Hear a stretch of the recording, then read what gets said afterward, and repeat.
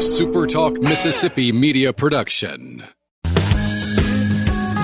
Steve Azar, and I'm on the other side of the microphone, meaning I'm asking the questions this time, and oh, have mercy for the airwaves. I spent 20 years in Music City, wrote and made some hits, traveled the world, and then moved my family back to the birthplace of American music and where the magnolia trees prosper. And now every time I put my feet on Mississippi soil, when I'm off the road, well, I'm at peace. On this show, it's all about hearing the stories straight from the mouths of the friends I've made along the way, their journey to success. Heck, there might be someone on I don't even know, but you know how us Mississippi types are. We tend to take well to new company. In a Mississippi Minute, all 60 of them. I'm Steve Azar. It's just like that muddy river, moving slow. Ain't no worries, it's how life goes, baby. In a Mississippi Minute. That's right. Hey folks, time for another In a Mississippi Minute. Steve Azar here, reminding you that visit Mississippi.org, us being the birthplace of America's music.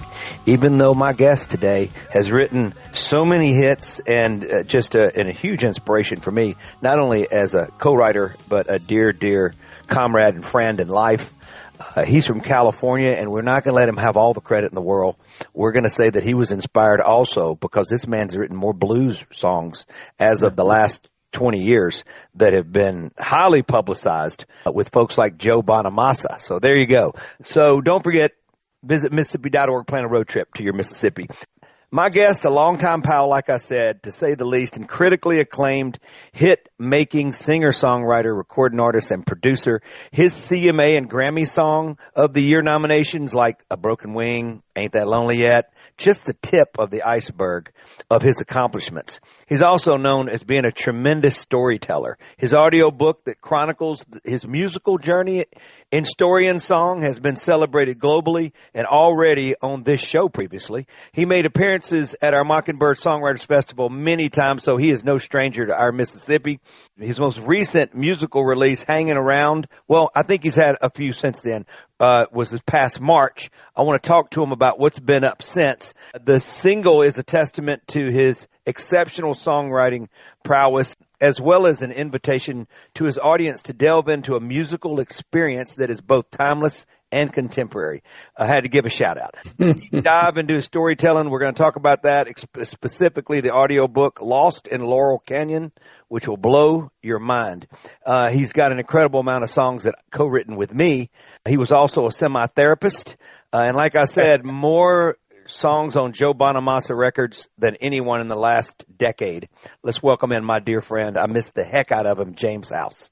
Hey, buddy. All right. Hey, guess what? We're number one this week with Joe. Come on. The new album just went number one today. So I've got... how many you got now? You got 15 of them? I have 2 on this song, I think, maybe 3. Fourth time he's gone to number one. I've had yeah. So it's really excited for him. And it's always fun to play with him and work with him.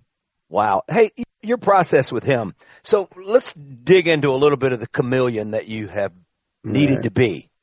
When you and I write together, you're very good about going like, this is for Steve and not me.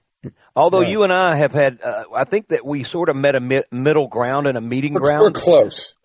Really, I feel like that there was a very comfortable fit. We gravitated toward the middle of each other very, very well. With you and Joe, how has that process developed and gotten better over the years, would you say? And how comfortable is it for you? Oh, it's real comfortable. I just talk to him.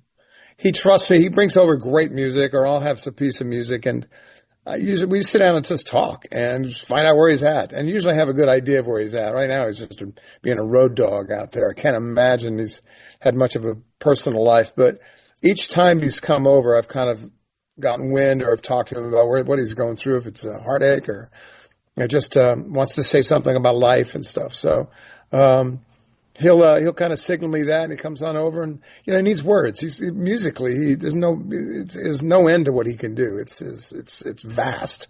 So everybody needs words and something to talk about. And when he'll play me a piece of music, and I try to read into it what I think it should say. And then I do all kinds of things. Before he comes over, I'll write 50 titles down of where I think he might go. And I'll just show him the titles, and he'll go, let's do that one. So this last album, I remember showing him I had about 10 titles when he walked in the door that day, and he goes, I'll take that one, Surrender. So, we wrote that song Surrender right on the spot. I love it. That's whatever. Go ahead. Wherever he needs to go, I'll try and help him get there. And like anybody you work with, to try and, because I've been on the other shoe too, when I've had great writers come in and work with me when I was cutting records and stuff. And the really good ones come in and kind of, nudge you where they think you might want to go, but also listen to you. So I've been on both sides of the coin. Yeah, sure. So you've learned how to be, probably, especially your background is singer-songwriter-recording artist first on your own stuff, which you've continued to do. I think about Radney Foster. I think about you. I think about some of our friends who just keep making, and me. I mean, I keep making records, doing it our own way. But you spend more time with other artists. Ever since I moved back home, I've been alone. It's been sad without you. I got to tell you, man. Sad when I just can't ring you up and just come over and let's just knock it out. That was great. It was great fun coming over to your house and we're writing for there. It's like a whole year of writing, I think. More than that. It's funny. I was driving the other day, not in Mississippi. We were in Tennessee, coming home from Nashville, and on the radio, I was flipping around and there was Hard Road. How about that? Wow. It was cool down. I said, there's my boy James House right there. I remember you coming in and talking about it, and it was 2008. Wow. And obviously inspired by everything that went on in the banking crisis and beyond, how it leaked into everybody's lives, of course, and affected so many. And I still play that song live all the time. I love it. It's one of the many. And of course, Highway 61 was our first endeavor together. You came in and go, let's write this story, and I said, I know that road. I know the stories. I can see myself in the station wagon in the very back facing my little sister on the way to Clarksdale every Sunday going down 61. So that was an easy journey together. So James, let's talk about Laurel Canyon, Lost in Laurel Canyon. We talked about it last time. I've gotten to really spend a little more time with it since we did talk. How's that been for you? And could you see a part two? Well, it was great. I think the concept was to tell stories about a part of my life and then end each story with a song. And they're not long. The whole album is like a little over an hour long. So the normal albums are about 35, 40 minutes. I would tell a story and then I would write a song about it. And it was really fun to do that whole process of audiobook, because that's a whole nother can of worms you got to open up and how you do it. There's no breaths when you talk and all that stuff. So the editing was, but I got through it and have my studio here and stuff. So part two, I don't think so. I just made another album that just came out just recently called Stronger Than the Dark. And that one's out. And that was started with, I've been writing a lot with veterans for the last 10 years for songwriting with soldiers. So, and I'd never recorded any of those songs. So I ended up doing 5 veteran songs and then 5 James House songs to kind of, because I'm part of those songs too. The way Sure. They're not just them. It's all whoever's in the room at that time, whether it's me and a couple of veterans or one of the songs was me with 8 veterans. So you become part of that song. And, or at least help them get there. And, so I cut that. That's been a real joy. And we've actually made CDs, and CDs are selling again. People are really enjoying buying CDs. And, so that's been a lot of fun. So I put it up on Amazon and my Instagram page. So if you want to buy the CD, it's really been great. And the veterans get share in the royalties too. And so does Songwriting with Soldiers. So it's a really good cause, that record. So, James House Music is your Instagram. Yeah, James House Music, and then that's Instagram and everything else. Yeah. Get the link at the top up there. You just click on it. Yeah, just click on that, and you'll be able to find it. So that's been a lot of fun. And then as far as another book, I'm writing another book. I've been working on a novel for off and on for the last 5-6 years now, and I'm finally down to the last couple of months of editing and finishing it up. So, and I'm also going to do a audiobook on that, but it's a full 100,000 word novel. My! When did we have time for this? Let's just talk about this. Well, I get up and write for most writers. I studied a lot of how book writers work. They're not like songwriters. They get up and work 3-4 in the morning, and And so that's what I started doing. I started setting my alarm at 4. I'd get up, have my coffee, and go out to my studio, which is next door, and work for 2-3 hours every morning, and then take a break and then come back and do music. So, and it's finally paying off. I'm really close to having it done. I want to talk more about that I'm not letting you off that easy. Real quick, Let's take a quick break. We're with the wonderfully talented, award-winning, Grammy-nominated, you name it. It's just zillion. Not number one record in the land right now in the blues world with Joe Bonamassa, my man James House. Special, special man. I miss him. One of the toughest things about leaving Nashville was leaving him. I can tell you, we have shared many vulnerable moments in the songwriting world together, and he helped shape me, man, and just helped me through a lot of times. And I love you, brother. Speaking of love, my visit Mississippi.org, spent a lot of time with them on the road. Special folks, plan a road trip. We'll be right back. I'm Steve Azar.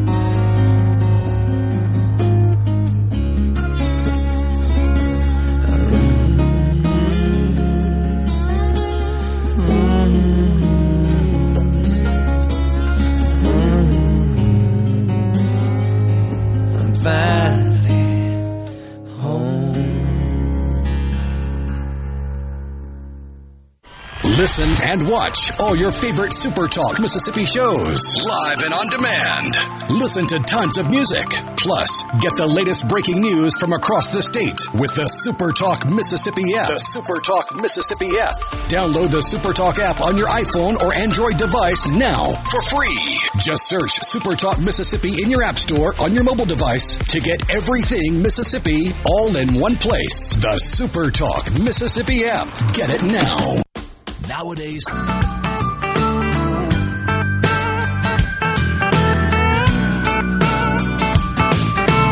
I was 16, I knew everything. Opportunity grew. Visit Mississippi.org. You got the country music trail markers, which I'm so blessed to be on. You've got the blues trail markers. We'll take you to Liverpool. We have the Writers Trails and the Freedom Trail. You can jump on it and follow your Mississippi all over the place. Rediscover your Mississippi. Go to visit Mississippi.org. James House is my guest today. Spent a whole lot of time, like I said, in the writing room, cooking together, spending Thanksgivings together with our families. He's got a beautiful family himself. His kids are very, very, very, very, very, very smart and wonderful, wonderful.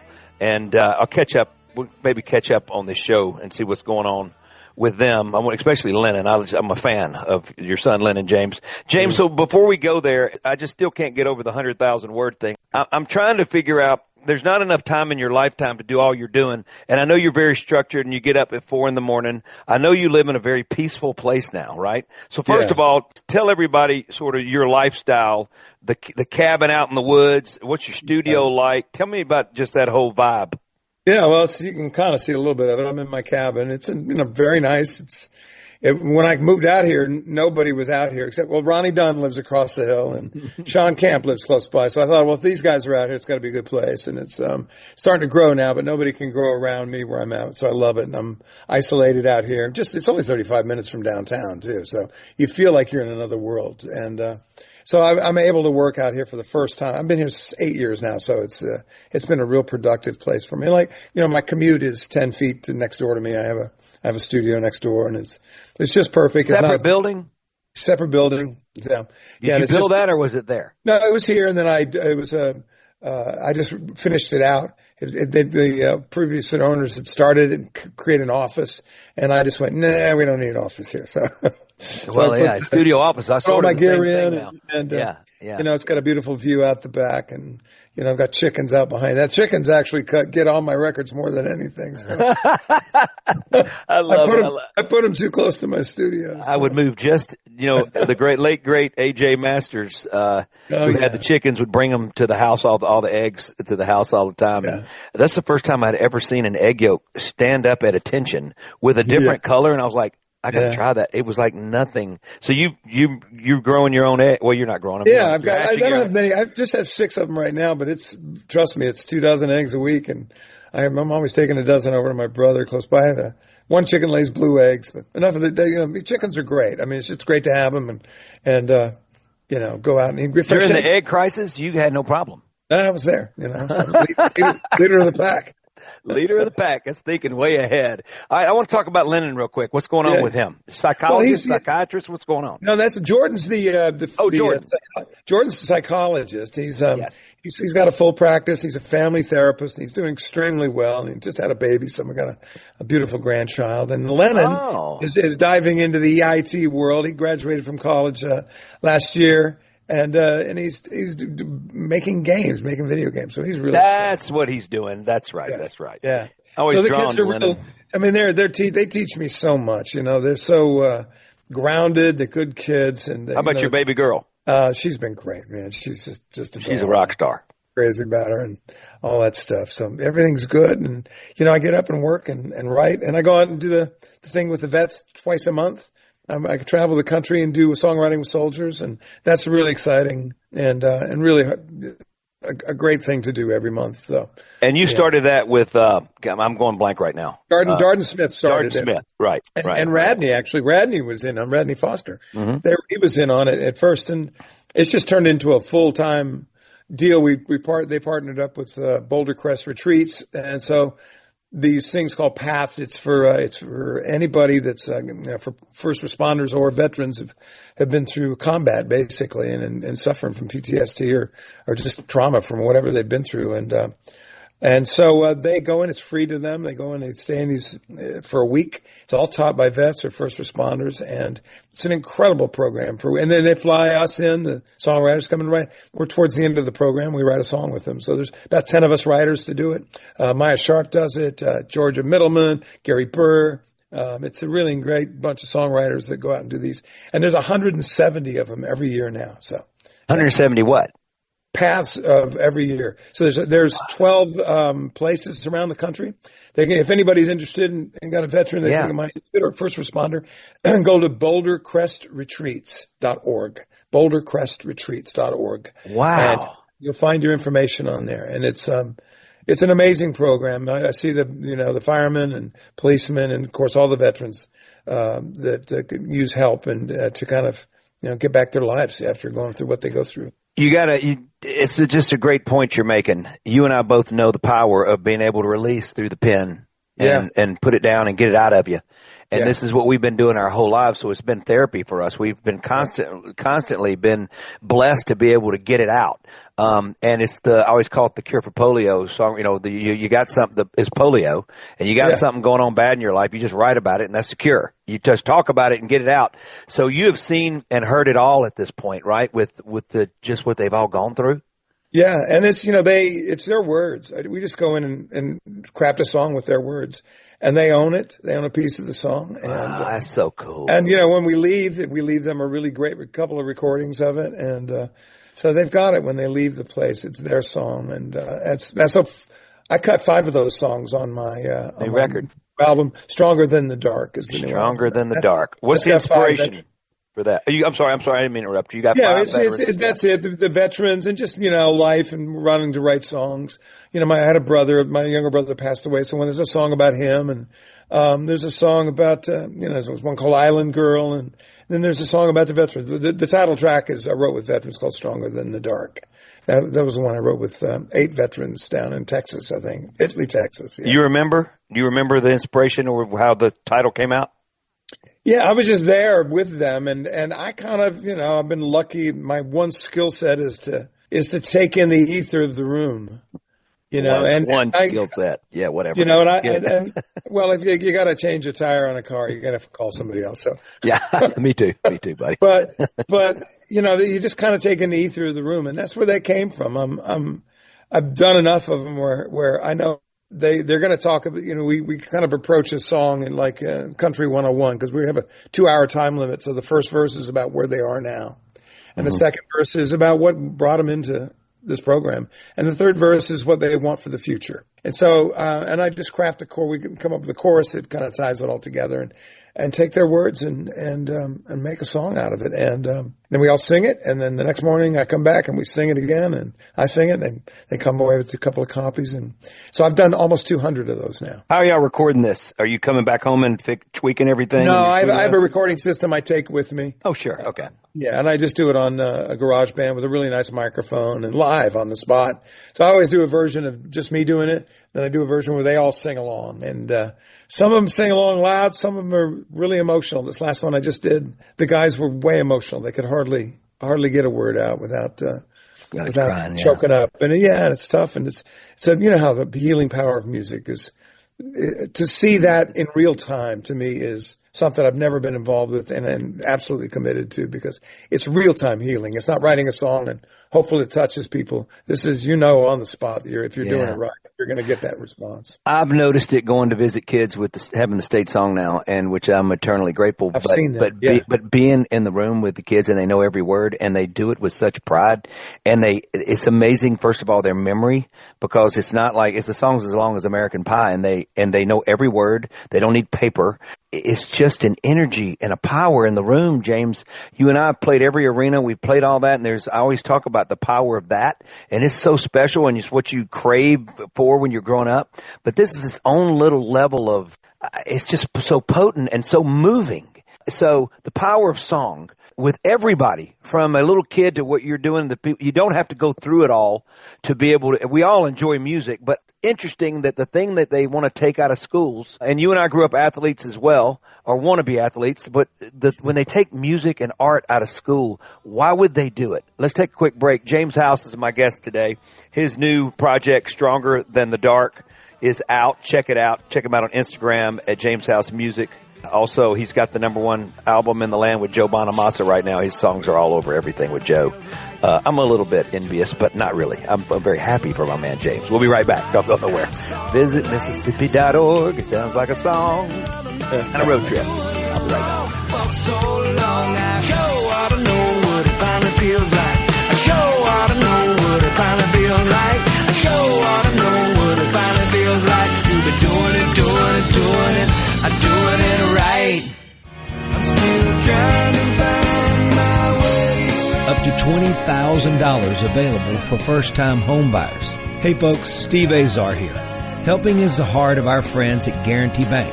They offer programs like the Home Buyer Equity Leverage Partnership Grant that can assist qualified first-time home buyers with up to $20,000 towards down payment and provide home ownership counseling to empower you on your journey. These funds are first come, first served. Learn more about this program and to apply now, go to gbtonline.com. Guarantee Bank, member FDIC.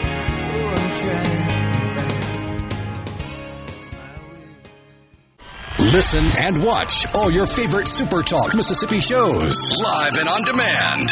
Listen to tons of music. Plus, get the latest breaking news from across the state with the SuperTalk Mississippi app. The SuperTalk Mississippi app. Download the SuperTalk app on your iPhone or Android device now for free. Just search SuperTalk Mississippi in your app store on your mobile device to get everything Mississippi all in one place. The SuperTalk Mississippi app. Get it now. In a Mississippi Minute with Steve Azar, right here on SuperTalk Mississippi.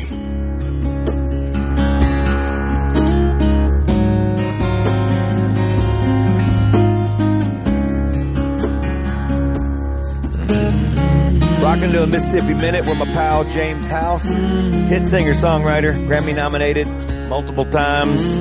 When you say Grammy nominated, always when I'm sitting next to him, he always makes the joke. There's a reason why it says nominated. And how the song Broken Wing or I Ain't That Lonely Yet doesn't win Grammy of the Year, a song of the year, is beyond me.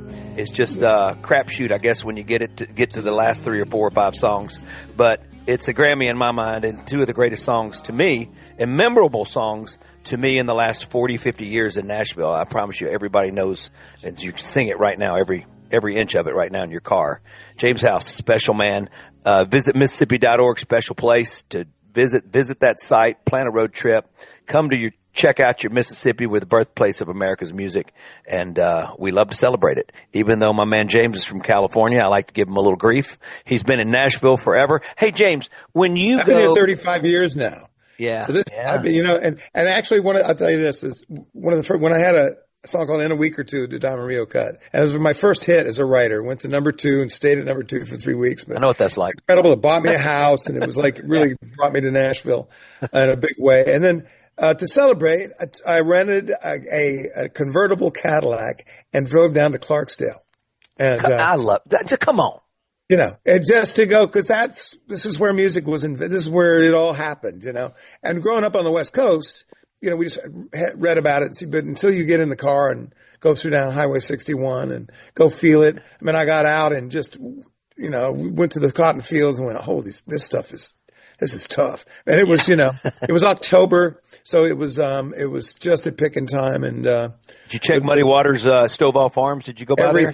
Everything. And the planes were doing all the crop dusting. Yeah. Yeah. Crop dusting and stuff. So, but it was amazing. And I drove down and I listened to radio most all the way down too. I was listening to AM radio and just, out of Memphis and it was an incredible trip just to remind me why I'm here. And so I've been here 35 years now in Nashville. Wow. Gwen and I have been married 35 years. So you moved there in 89, I guess, right? Yeah. 89 is when I got here. Wow.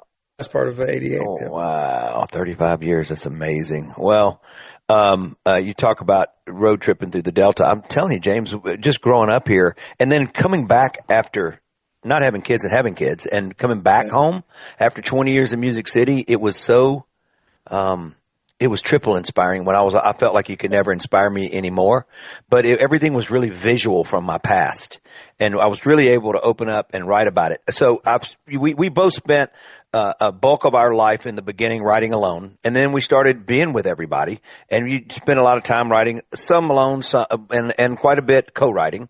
And then, you're in the woods right there. I'm sure you're writing alone by yourself. I've been writing alone since I left you and since I left everybody. So, which is fine. It's been wonderful. But when you started doing the co-writing thing, so you got, in a week or two, big record on Diamond Rio, and you start doing this, you've had your first record deals and you're writing alone So who were the ones that you felt really helped you get comfortable in that setting? Oh, it was Phil Barnhart, no question about it. It was, I don't want to answer that quick. That hurts. Right? Wait, what? He's a great lyricist and really brought to me, and I was signed, I was actually on MCA when I first got here, and Dave Loggins, who wrote, the classic, Please Come to Boston. Oh, so good. He was a mentor. And then I switched over to Sony and you had, Curly Putman, who wrote D-I-V-O-R-C-E and so many great songs. He stopped loving her today, give me a break. Curly became a good friend and, I wrote a lot with Curly and Don Cook, who produced all the Brooks and Dunn stuff and the Mavericks. So I was really lucky to jump into a gang of writers and artists that were really fired up and musically right and took me to another place. No question about it. Tony Brown was another one. He's the one that signed me. I was living in LA. Tony Brown, who actually was Elvis's last piano player. That's right. Had taken over MCA Records, and he'd signed Steve Earle and just had a big hit with him. Vince Gill, the list goes on. He produced I Call Your Name and those records. Yeah. And actually, Vince came in and sang backgrounds on my first album because he hadn't had the big hit yet. He sang Amy for Firefall, but he hadn't had his own hit yet. So I'm like, when this guy starts singing and hanging out, I'm like, this guy's he's pretty good, right? I'm like, he's a monster. What the hell is he doing in there singing my record? Hey, you think about his journey real quick. They were done with him. The managers, I remember Fitzgerald and them telling me, Hartley, those guys, they were saying, we couldn't get MCA to call us back. And so they just said, because they had tried, and they said, you got one shot, and Vince wanted When I Called Her Name. Right? Yeah. Or your name? When I Call Your Name? When I Call Your Name? When I Call Your Name, yeah. Your name. And it was, no. Was it that or Go Rest High on the Mountain? Well, no. Call Your Name was his opening hit. That was his. Okay. So he chose that and they were going, okay, great, a ballad or whatever. And then that's what happened. I mean, he gambled on the one thing he felt like would work and it finally caught. Yeah. And interesting, if they don't go another song, do we hear Vince Gill? I do think we still hear him. I think somebody grabs a hold of him. It's just too meant to be. You know, he's not an accident, No, he was too good. It was just too innate and too natural. Yeah. He's a musician through and through. Yeah. And a golfer too. Like you guys with this golf and this. We used to go at it. And the other, I grew up playing golf too. And when I was a kid, my dad, so you had I was a great really swing. Cool. When I got out here, it was good to know that everybody liked to golf. So we would write 2 songs a day when I got here. I mean, it was like 10 to 1, and it had to be one song. Take a break, write another like 2 to 4, and then go play 9 holes. I love it. Well, it's been a great game because what happens is you really get to know each other. If you're not going to have the time in the writing room to get to know it, which you will, with the ones that you gel with. And then on the golf course is another way, another level. It's just a little bit looser, and you get to sort of, it rounds out the entire relationship to me. Something about the game of golf.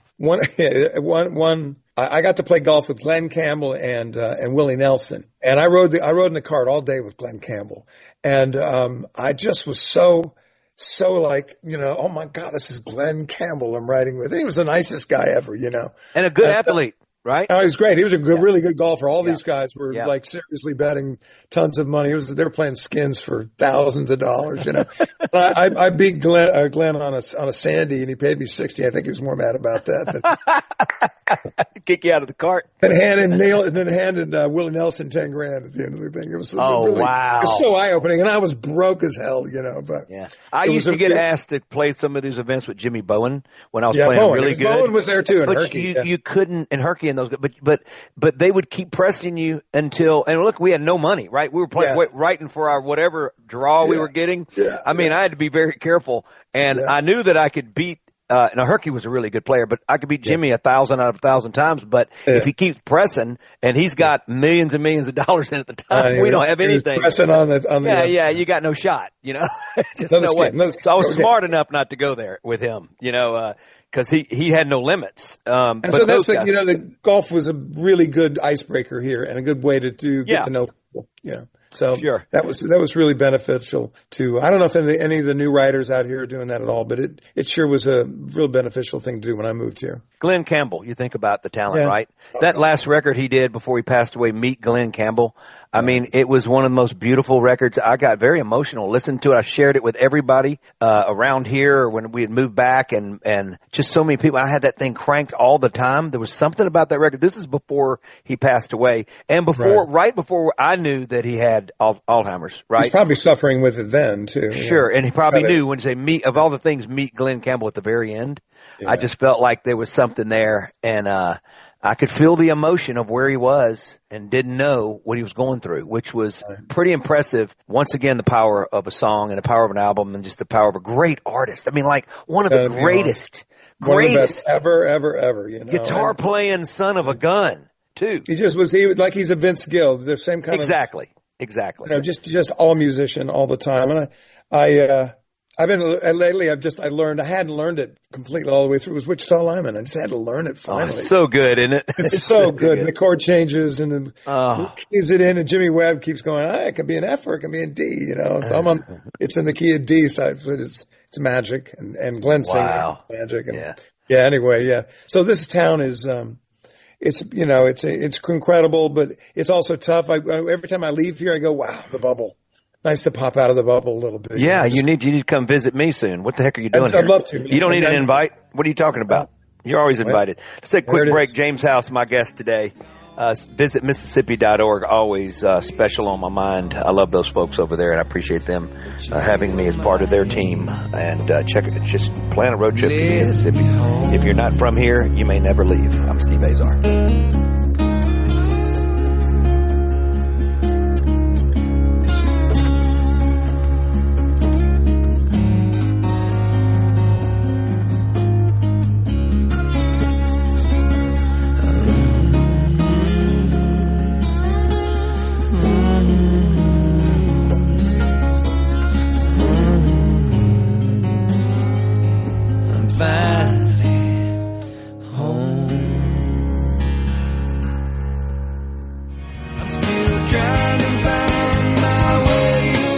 $20,000 available for first-time home buyers.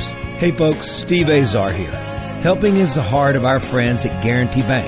They offer programs like the Home Buyer Equity Leverage Partnership Grant that can assist qualified first-time home buyers with up to $20,000 towards down payment and provide home ownership counseling to empower you on your journey. These funds are first come, first served. Learn more about this program and to apply now, go to gbtonline.com. Guarantee Bank, member FDIC.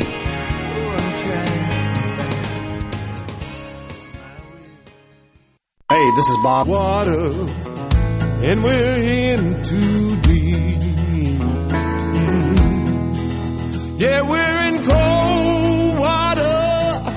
Say we're in Last segment, but not the last time, with my pal James House, hopefully we have another 75 to 1,000 interviews together, because they're moments that I cherish. Visit Mississippi.org. I always cherish those folks over there. Worked first hand in hand with them for years, and they've just been so wonderful to me. From Craig Ray, just Rochelle now, all you guys over there, I appreciate y'all. Wyvon, you rock. Kamel King, before you left us. Nell, everybody there, Katie, appreciate all of y'all for doing what you do to celebrate our wonderful hallowed ground we call Mississippi. James House is my guest today. We've spent a whole lot of time together, as you can tell, and we're catching up right in front of your very own ears. So we apologize for that if we get a little bit sentimental. It's what happens. James, okay, so let's talk about this book. I got to dive a little bit further into it, and I understand the editing process. Who's working with you editing-wise, and what's the plan? Yeah, so right now it's just me, because I wrote it, and just going back through it, and it's called The Vinyl Code is the name of the book. Ooh, I like it. And it's a sci-fi, I wouldn't say it's fantasy. It's more of a it's sci-fi, but it's based on dreams when I was a kid, about how music was going to change our lives when I was a kid. And I've had that conversation so many times about that. We were naive about it when I was a kid, but that's what the story is about. Like, maybe music won out, and that's what this story is about. And I'm really excited to spring this on everybody. I thought I'd get it out for the end of the year. It's probably looking like the first of the year. So. But, yeah, and it's just been when I finally clicked on the idea and how I wanted to write it, it just started pouring out of me, because I thought about it for years. I mean, I've probably thought about this idea in some sense for 20 years, but never how when I finally got to it and went, this is the hook. It's like, J.K. Rowling, when she figured out those kids should be in a school, and they're little wizards in a wizard school. When she hit that was like, she went, start writing. Wow. So I had that kind of epiphany when I figured out how this should be. Well, certain things in our lives, certain songs have taken a long time to stew, and just you think about things and you never do it. And once it's almost like you and I talked about it. The pen sort of grabs your hand rather than you grabbing the pen, and it starts just writing on its own because you've been so in tune to it and so many times in your life, and all of a sudden it just all comes pouring out. It's crazy. And I think that that's the best way, if you can live long enough to be able to do that. But interesting you're saying that about a novel, when a song is a lot shorter and a lot easier. Now you're talking about 100,000 words, not 3 minutes. Interesting that's the same sort of premise that finally got you to do it.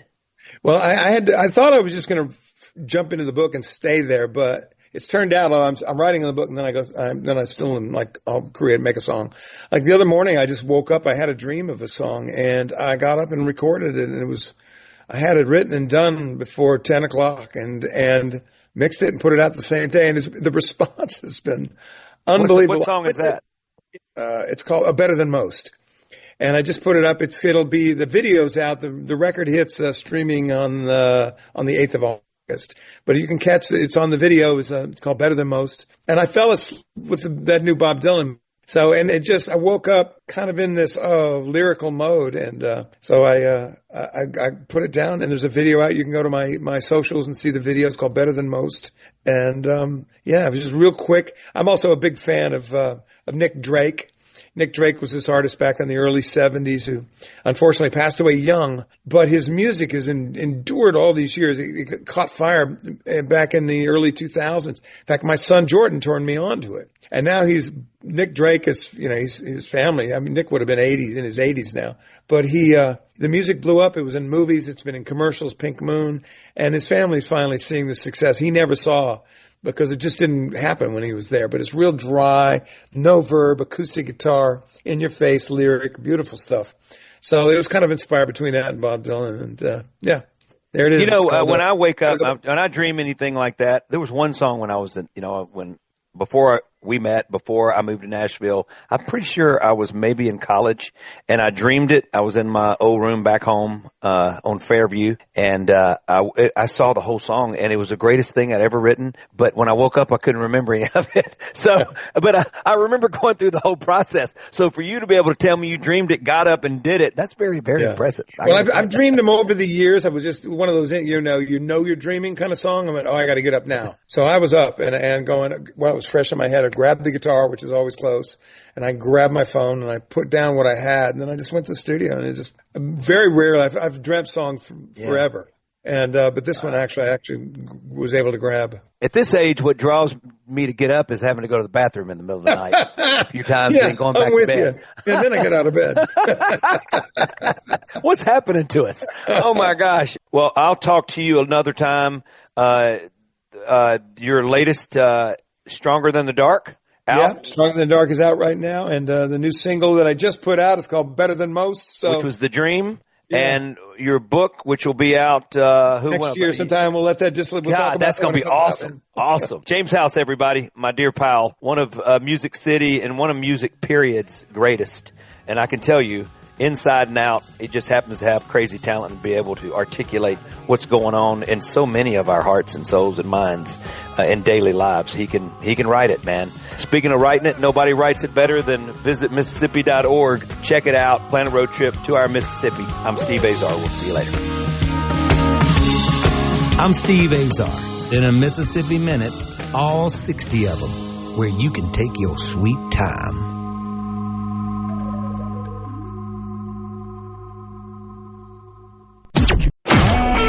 A SuperTalk Mississippi Media production.